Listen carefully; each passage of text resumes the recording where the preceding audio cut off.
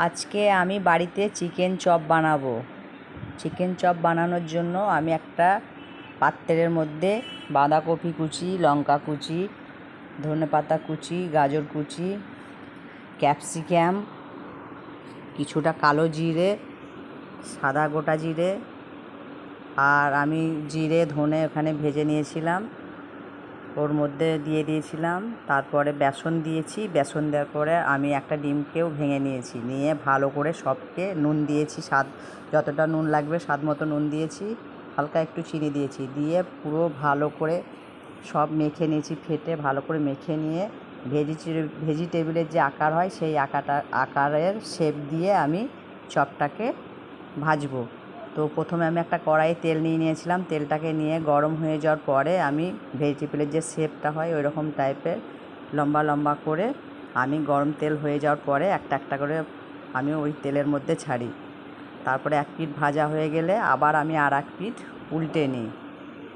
এইভাবে আমি অনেকক্ষণ চপগুলোকে ভাজতে থাকি, কারণ চপগুলোর মধ্যে অনেক কিছু সবজি গেছে, ওই জন্য একটু ভাজতে টাইম লাগবে। তো ভালো করে উল্টে পাল্টে নিয়ে ধৈর্য ধরে ভাজতে হবে একটু টাইম নিয়ে, নইলে ভিতরে কাঁচা থাকবে।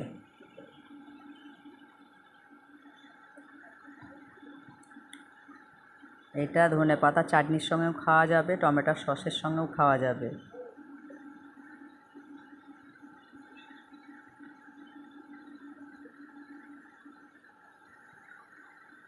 আর মাংসকে আমি ভালো করে একদম মিহি করে পেস্ট করে নিয়েছিলাম। মাংসটাকে সলিড মাংস কিনে নিয়ে এসেছিলাম, এসে মাংসটাকে পুরো সলিড মাংসটাকে মিক্সির দ্বারা পেস্ট করে নিয়েছিলাম। ওই সবজিগুলোর মধ্যে মাংসটাকে দিয়েছিলাম, দিয়ে ভালো করে সব একসঙ্গে মিক্স করে মেখে নিয়েছিলাম। আমি মাংসর কথাটা বলতেই ভুলে গেছিলাম। তো মাংসটা আমি মিক্সির মধ্যে ভালো করে পেস্ট করে নিয়ে তারপরে ওই সবজিগুলোর সঙ্গে ভালো করে মেখে নিয়েছিলাম চটকে একদম। তারপরে চপটা আমি বানাই। তো দেখো চপটা খেতে খুব সুস্বাদু হয়, খুব ভালো হয়।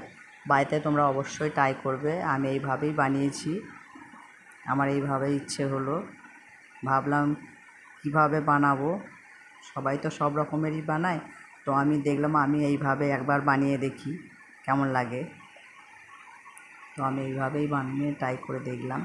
তো ভিতরে কাঁচা একটু ছিল না, সত্যি খেতে খুব ভালো হয়েছিল।